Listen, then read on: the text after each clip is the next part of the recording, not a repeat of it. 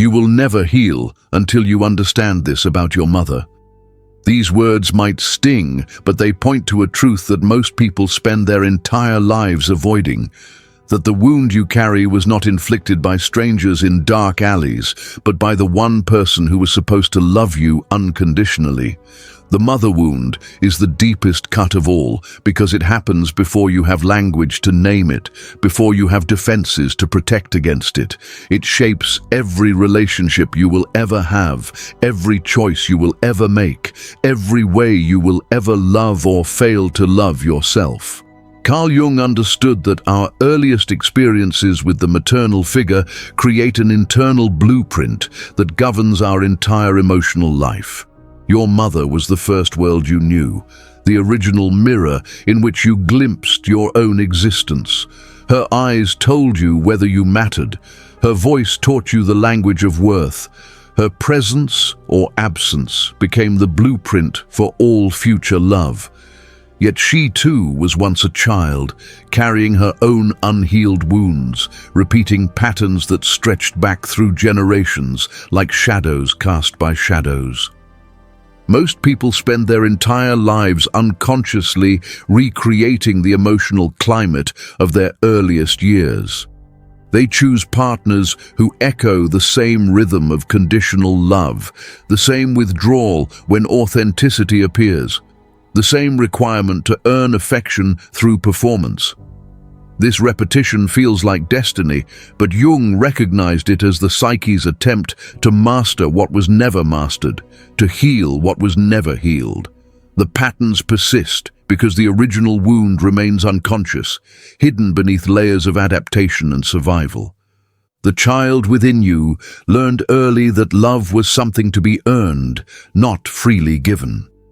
You discovered that certain parts of yourself were acceptable while others had to be hidden, that your emotions were too much or not enough, that your very existence required justification. These lessons became what Jung called your personal myth, the invisible story that governs how you move through the world. Even now, decades later, you may find yourself shrinking when you should expand, apologizing when you should stand firm, seeking permission to exist in your own life. But here is what Jung discovered that changes everything. The mother wound is not actually about your mother at all. It is about what he called the archetypal mother, a powerful image that lives within your unconscious and governs how you relate to yourself and others. This inner mother is not simply a memory of your actual mother, but an autonomous complex that continues to influence every aspect of your existence. She whispers in your ear when you attempt something new, telling you whether you are worthy of success or doomed to failure. Jung's concept of the mother complex reveals that this internal figure carries within her all the unspoken rules about what it means to be lovable. She knows exactly which parts of you must be hidden to maintain connection, which emotions are too dangerous to express, which dreams are too large for someone like you. Her voice has become so familiar that you mistake it for your own thoughts, never questioning whether these beliefs serve your highest good. She operates from what Jung called the shadow, the unconscious parts of the psyche that influence behavior without conscious awareness. The tragedy of the mother wound extends beyond what happened to you. It includes what never happened at all. You learned to grieve for the love that hurt, but you never learned to grieve for the love that was absent. This absence created what Jung would recognize as a fundamental split in the psyche, a bottomless well that no amount of external validation can satisfy. What you truly need is something only you can provide through conscious engagement with your own inner life. Your nervous system learned to interpret love as anxiety, safety as vigilance, care as conditional approval.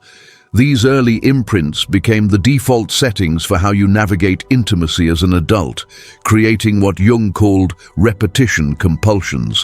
When someone loves you freely, your system becomes suspicious because it does not match the familiar pattern of earning affection through performance. You may unconsciously sabotage healthy relationships because they feel foreign to the part of you that knows love only as struggle. Jung observed that the mother complex affects your relationship with your own creative power and life force. If you learned that your authentic self was too much or not enough, you may have spent years dimming your light to make others comfortable. This diminishment is not just personal, it represents a disconnection from what Jung called the self, the deeper center of your being that contains your unique purpose and creative potential.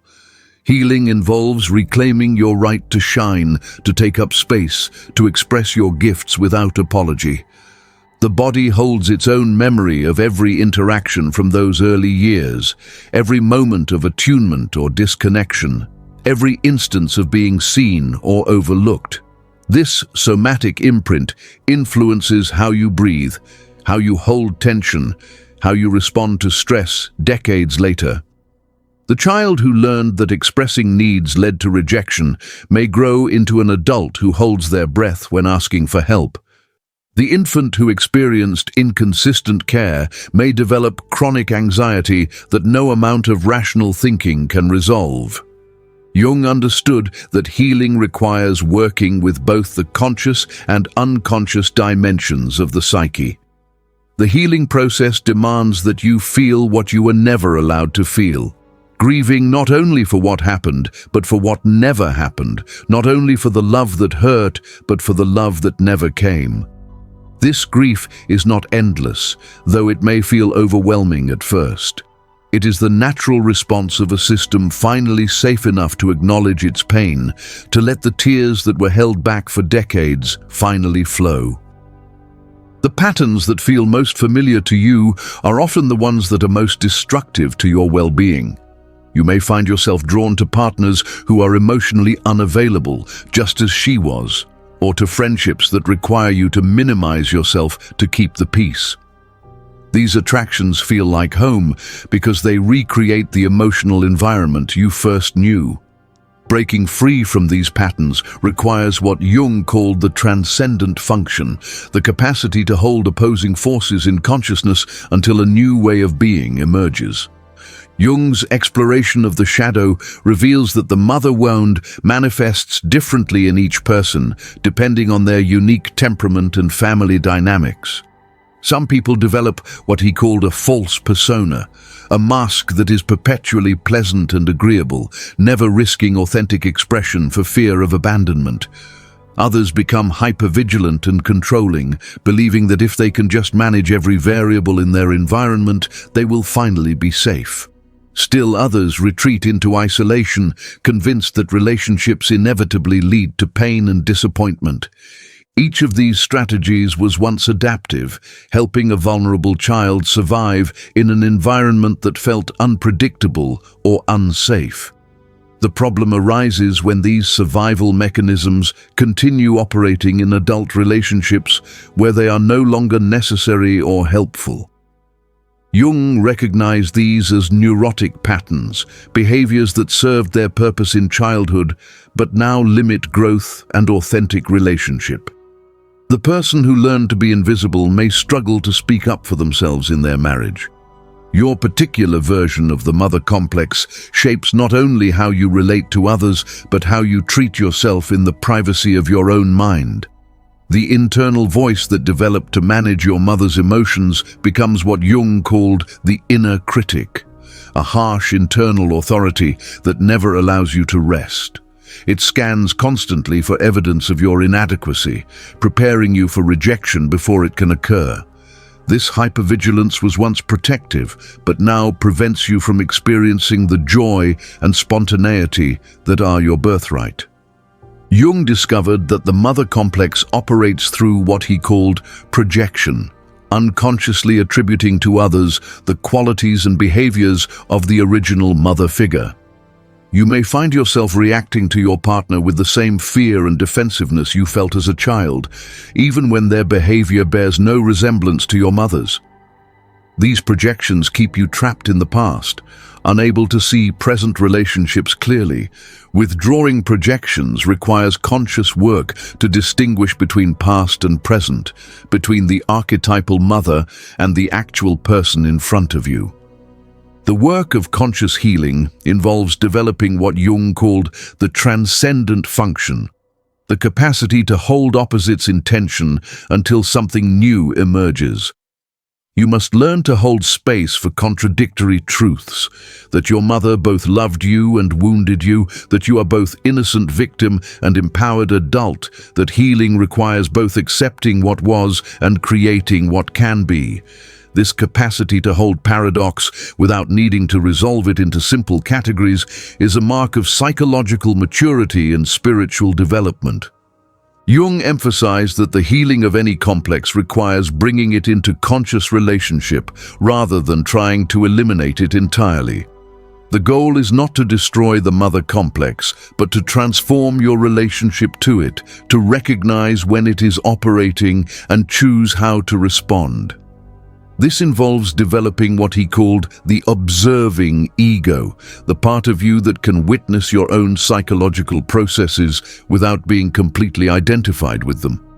From this perspective, you can see the mother complex as one voice among many, rather than the ultimate authority on your worth. The integration of the mother wound requires what Jung called active imagination, consciously engaging with the images and emotions that arise from the unconscious. This might involve dialoguing with the internal mother figure, asking what she needs, understanding her fears and motivations. Often you will discover that this internal voice is not malicious but terrified, operating from old information about what was necessary to survive. Compassion toward this internal figure becomes possible when you understand her protective function. Jung observed that unhealed mother wounds often manifest as what he called anima or animus possession, being overwhelmed by unconscious feminine or masculine energies that have not been properly integrated. For women, this might appear as destructive self-criticism or the inability to nurture themselves. For men, it might manifest as fear of feminine power or the inability to access their own emotional depths. Healing requires conscious relationship with these archetypal energies rather than unconscious identification with them. Here is Jung's secret that changes everything. The mother wound is not your wound to carry. It is alchemical material for your individuation.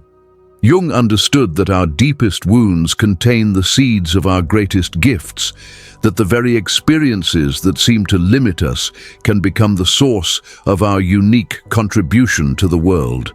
You inherited this pain not because you deserved it, but because unhealed trauma seeks expression through the family system until someone has the courage to face it directly and transmute it into consciousness. This revelation is both liberating and terrifying because it means you have the power to end the cycle through what Jung called the work of individuation, becoming who you truly are rather than who others need you to be. You can be the one who stops passing the wound forward, who chooses healing over repetition, consciousness over unconsciousness. But this power comes with responsibility. The responsibility to feel everything that has been avoided, to speak what has been silenced, to love what has been rejected within yourself. Jung's concept of individuation reveals that the work of reparenting yourself is perhaps the most sacred task you will ever undertake. It means learning to speak to yourself with kindness when the world has been harsh, to hold yourself when no one else will, to believe in your worth when external validation fails. This involves developing what Jung called the inner nurturing function, not the permissive parent who avoids all boundaries, but the wise parent who provides both love and structure. You become both the hurt child and the wise adult, both the one who needs comfort and the one who provides it. When you begin to heal the mother wound through Jungian principles, something extraordinary happens. You stop seeking from others what you can give to yourself. You no longer need your partner to be the perfect parent, your friends to validate your existence, your children to make you feel worthy. You develop what Jung called a relationship to the self, the deeper center of your being that contains your unique purpose and creative potential. From this wholeness, authentic relationship becomes possible. Jung understood that the integration of any complex involves what he called the union of opposites, learning to hold seemingly contradictory truths without needing to resolve them into simple categories. The mother wound asks you to hold both appreciation for what was given and grief for what was missing, both understanding of her limitations and insistence on your own worth. This capacity for paradox is what Jung called the hallmark of psychological maturity, the ability to live consciously in the tension between opposing forces. The healing of the mother wound through Jung's approach does not mean forgetting or forgiving everything that happened. It means no longer allowing past experiences to dictate present choices through unconscious compulsion. Jung called this process making the unconscious conscious, recognizing when you are reacting from the wounded child place and choosing instead to respond from your adult wisdom. This integration is an ongoing process of individuation, not a destination. You will be practicing this awareness for the rest of your life. Jung discovered that the mother complex exists not only in your personal psyche, but in what he called the collective unconscious, the deeper layer of the psyche that all humans share. Every culture carries stories of the wounded mother, the absent mother, the devouring mother who consumes her children rather than nurturing them. These archetypal patterns appear in myth and literature because they represent universal human experiences that transcend individual families or historical periods. Understanding this archetypal dimension connects you to something larger than your personal story. The ultimate irony of the mother wound, as Jung observed, is that healing it often improves your relationship with your actual mother, if she is still alive. When you are no longer seeking from her what she cannot give, when you stop trying to change her or win her approval, space opens for authentic connection. She may remain exactly the same, but your relationship to her changes because you are relating from wholeness rather than woundedness. You can see her as another human being struggling with her own complexes rather than the all-powerful figure from your childhood. Jung's final teaching about the mother wound reveals that your healing work is not just personal. It is what he called a contribution to the collective healing of humanity. Every pattern you break, every wound you heal, every choice you make from consciousness rather than conditioning affects what Jung called the collective unconscious, the shared psychic space that connects all human beings. You are not only healing yourself, but also healing backward through the generations and forward into the future. The mother wound, when consciously worked with, becomes what Jung called a sacred wound, a source of compassion, wisdom, and creative power. Your deepest pain becomes your greatest gift when you learn to transform personal suffering into universal understanding. The very experiences that once limited you become the foundation for helping others heal similar wounds. This is what Jung meant by the wounded healer archetype. Those who have been most deeply hurt often become the most effective healers. Jung understood that the healing of any complex requires both personal work and what he called active participation in life. You cannot heal the mother wound through therapy alone. You must practice new ways of being in relationship, creative expression, and meaningful work. The integration happens through living differently, making choices that honor your authentic self rather than the adapted self that learned to survive through performance. Every moment becomes an opportunity to choose love over fear, authenticity over approval. Your relationship with yourself becomes what Jung called the template for all other relationships in your life. When you learn to treat yourself with the consistency, kindness, and respect that you needed as a child, you naturally attract others who can meet you at that level. Conversely, when you continue to treat yourself harshly or neglect your own needs, you will draw relationships that mirror this internal dynamic. The external world becomes a reflection of your internal relationship with yourself. The mother wound, when healed through Jung's approach, affects your relationship with what he called your life's purpose or calling. Creative expression requires the kind of authentic self-revelation that may have felt dangerous in your family of origin. If showing your true self led to rejection or ridicule, you may have learned to hide your gifts rather than risk exposure. Healing involves reclaiming your right to create, to contribute your unique perspective to the world, to birth something new into existence through what Jung called active imagination. Jung's work reveals that the body holds its own wisdom about the healing process, often releasing trauma through physical symptoms, dreams, or unexplained emotions. You may find yourself crying for no apparent reason, feeling angry without a clear target, or experiencing physical sensations that seem unrelated to current circumstances. These responses are not signs of mental illness, but evidence that your psyche is finally processing experiences that were too overwhelming to integrate at the time they occurred. In the deepest sense, healing the mother wound through Jung's principles is about what he called the return to the self, the authentic being that existed before you learned to perform for love, before you discovered that certain parts of you were unacceptable, before you began trading your truth for approval. This self has been waiting patiently beneath all the adaptations and defenses, ready to emerge the moment you create safe space for it. The work is worth it because you are worth it, not because of what you do or achieve, but simply because you exist. But perhaps Jung's most important teaching is this: you cannot heal what you refuse to acknowledge.